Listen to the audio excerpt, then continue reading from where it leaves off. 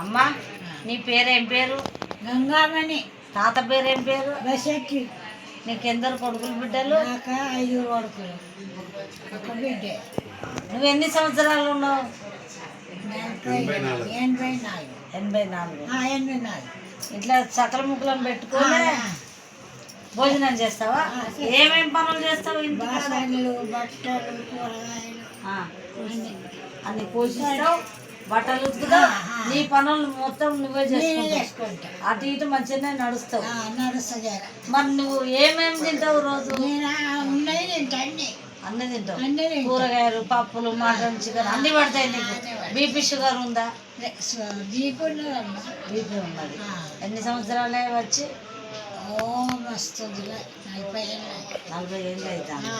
అయినా నువ్వు యాక్టివ్ కింద కూర్చొని లేస్తావు. లేస్తా. మరి నేను 50 ఏళ్ళే ఉన్నా కింద కూర్చుంటే ఇప్పుడు లేవరాదు నాకు. లేస్తా. లేస్తావా? చేసుకో. అలవాటు చేసుకోవాలన్నా? కింద కూర్చొని లేస్తే అలవాటు అవుతుందా? అవుతుంది. మరి నువ్వు ఏం పని చేసేది?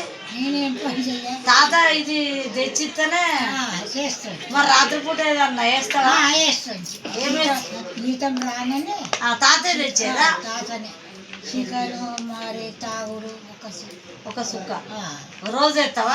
నెలకొస్తున్నాడు అట్లా. ఇవి అన్ని తింటేనే ఇట్లా బాడీ స్టాండర్డ్ ఉన్నదా? అన్ని చేపలు, రొయ్యలు, చికెన్, మటన్. ఇప్పుడు తింటే అరుగుతాయా? అరుగుతాయి. మెత్త తీసుకుంటా. పండ్లు లేకున్నా తింటావు? తింటా. అవి ఉంటేనే పోతుంది నాకు. అది ఉంటేనే పోతుంది. ఏది ఏది అదంటే ఏది? అదంటే చికెన్,